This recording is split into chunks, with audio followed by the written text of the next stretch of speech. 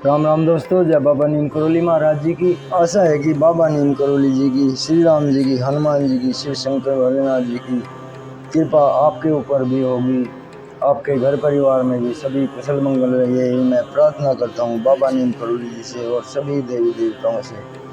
दोस्तों, एक बात कहता हूँ कि आदमी जिंदगी भर इसी पारिवारिक बंधन में उलझता रहता है और उलझते उलझते उसकी सारी उम्र बीत जाती है, लेकिन वो अपने धर्म के लिए, अपने परमेश्वर के ध्यान के लिए कुछ भी समय नहीं निकाल पाता। तो मेरी सभी भाइयों से प्रार्थना है, अगर हमसे कोई कहीं पर कोई ग्रंथ पढ़ा नहीं जाता, समय नहीं लगता, तो ये इतना अच्छा साधन है। श्री रामायण जी है और श्री शिव महापुराण जी है दूसरे चैनल पर। सरल हिंदी, शुद्ध हिंदी में, इसमें कोई भी लाग लपेट नहीं है। जैसा लिखा है वैसा आपके सामने पढ़ता हूँ। दोस्तों, मेरे भाइयों, मेरे भक्तों, मैं यही प्रार्थना करता हूँ कि ज़्यादा से ज़्यादा धर्म लाभ उठाएं। ये अमृतवाणी है, ये ऐसे ही नहीं मिलती। श्री रामायण जी में श्री वाल्मीकि जी ने लिखा है कि रामायण का अगर कोई पाठ करता है, अगर गलती से सुन भी लेता है, तो उसके सारे कष्ट, सारे संकट दूर हो जाते हैं। तो दोस्तों, यही प्रार्थना है कि सभी भाई पूरी श्रद्धा से, पूरे अपनी भावना से रामायण का पाठ सुने और पूरा सुने। भगवान से मैं प्रार्थना करता हूँ, श्री राम जी से, हनुमान जी से, कि मेरे सभी भाइयों के ऊपर अपार कृपा बरसाए। मेरे भगवान, मेरे प्रभु, सबके ऊपर कृपा करो, मेरी यही प्रार्थना है। ओम श्री सर्वदेवाय नमः। तो दोस्तों, आज मैं आपको श्रीमद् वाल्मीकि रामायण अयोध्या कांड का 67वां सर्ग सुनाऊंगा।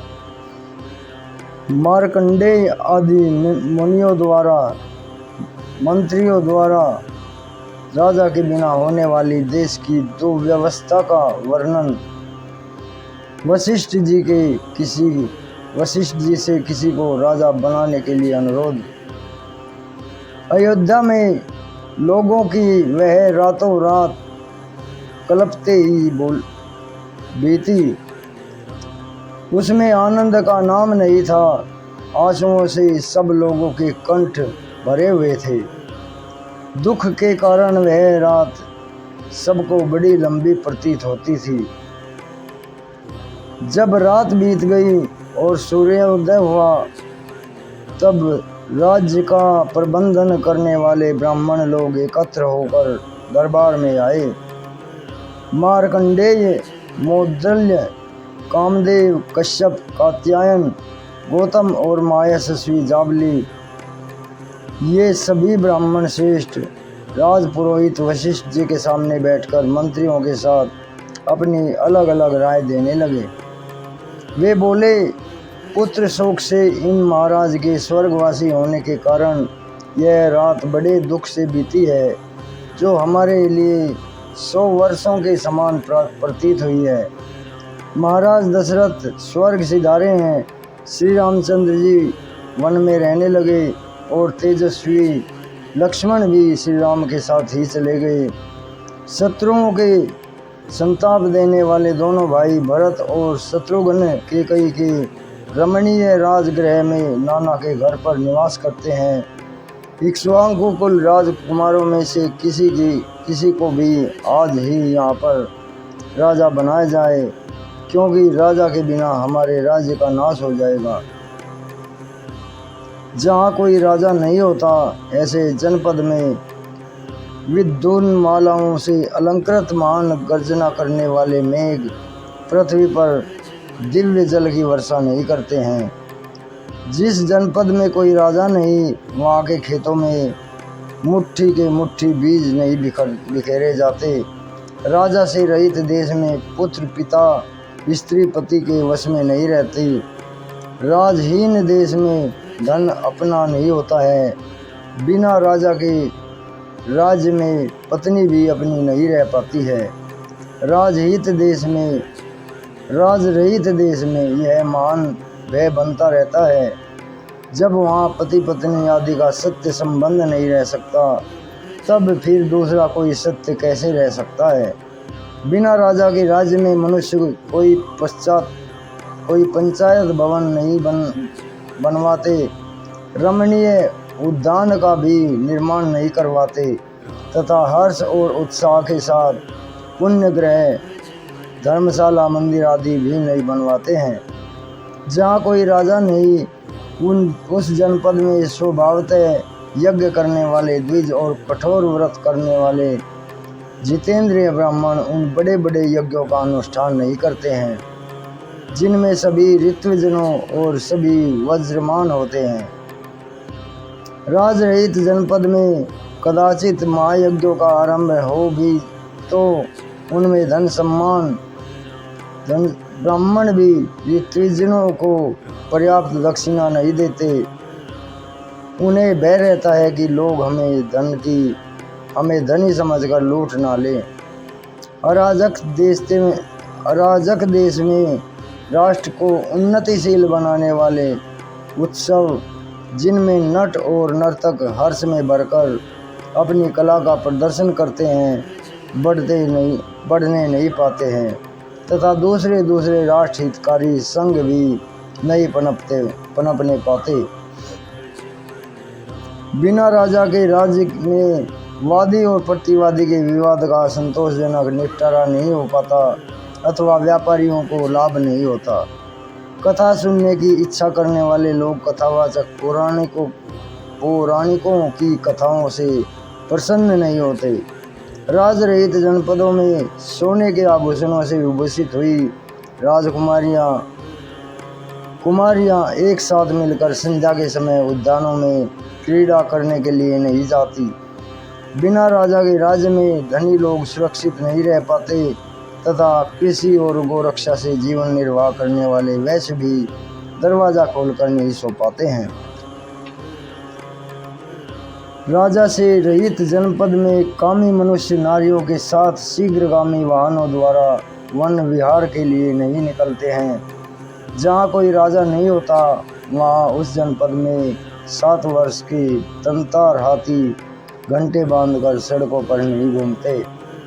बिना राजा के राज्य में धनुर्विद्या के अभ्यास काल में निरंतर लक्ष्य की ओर बाण चलाने वाले वीरों की प्रत्यंचा का करतल का शब्द नहीं सुनाई देता।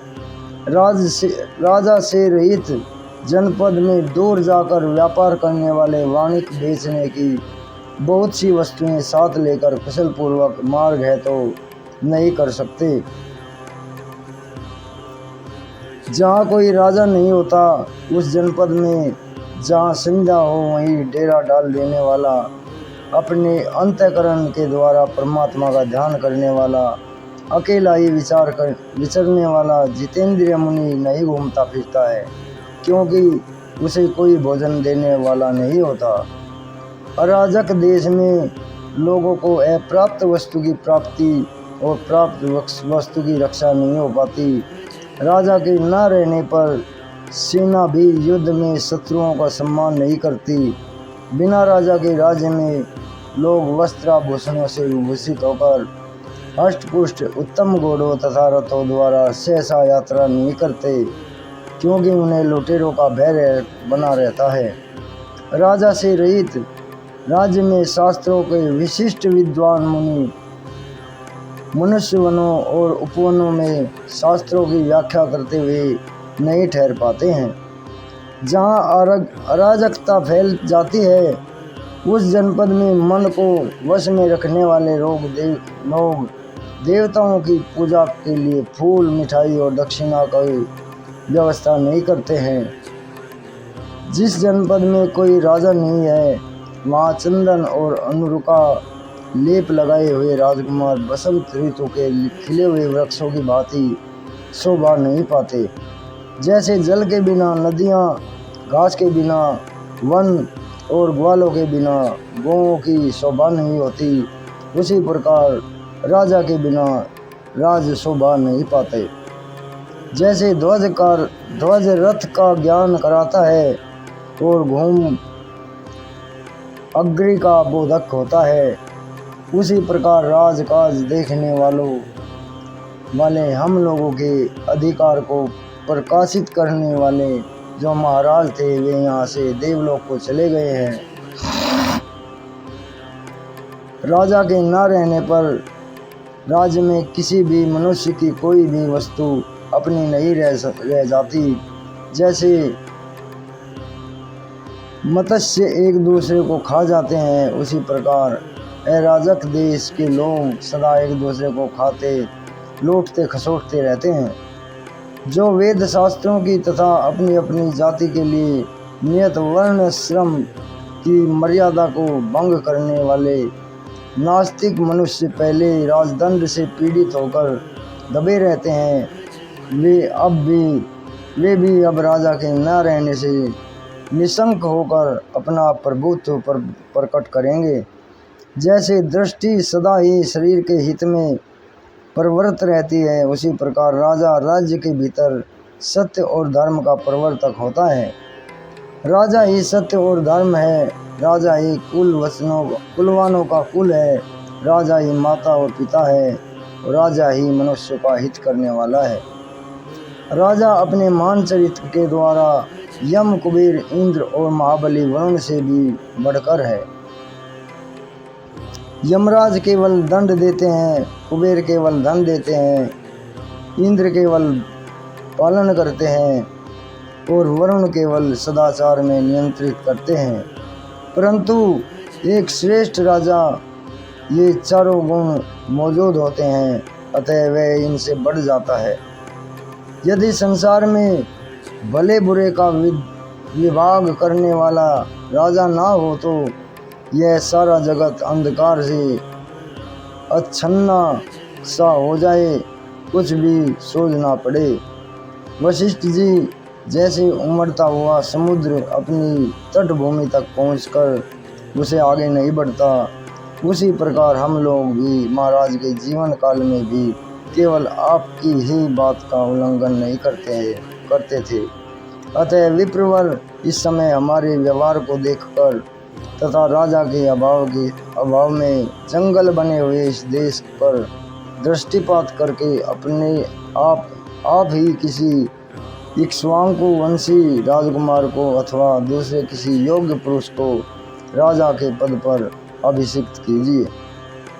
इस प्रकार श्री वाल्मीकि निर्मित आर्ष रामायण आदि काव्य में अयोध्या कांड का 67वां सर्ग पूरा हुआ। जय श्री राम, जय हनुमान जी की जय, बाबा नीम करौली महाराज राम। तो दोस्तों अब आज ये श्रीमद् वाल्मीकि रामायण अयोध्या कांड का 67वां सर्ग पूरा हुआ है। कल मैं आपको इसका 68वां सर्ग सुनाऊंगा। वशिष्ठ जी की आज्ञा से 5 दूतों का अयोध्या से कैकेयी देश के राजगृह नगर में जाना। वहाँ पर वे भरत और शत्रुघ्न को लेने के लिए जाते हैं। अभी आज्ञा लेता हूँ दोस्तों। मैं चाहता हूँ कि आपके घर परिवार में सभी कुशल मंगल रहे, यही मेरी प्रार्थना है सभी देवी देवताओं से। कल फिर आपको इसका अगला भाग सुनाऊंगा। दोस्तों मेरा दूसरा चैनल है वो है सत्येंद्र सनातन प्रचारक, उसे भी सब्सक्राइब कर ले। नाम बोलते ही तुरंत निकल आएगा सबसे ऊपर। बाबा नीम करौली जी की उस पर फ़ोटो है, मेरे गुरु महाराज जी की, मेरे बाबा, मेरे परमेश्वर, मेरे सच्चे सरकार की फ़ोटो है। इन्हीं के शरण में, इन्हीं के रास्ते पर बैठा हूँ, जैसे ये राखे वैसी इच्छा। जय बाबा नीम करौली महाराज जी, जय श्री राम, जय हनुमान जी।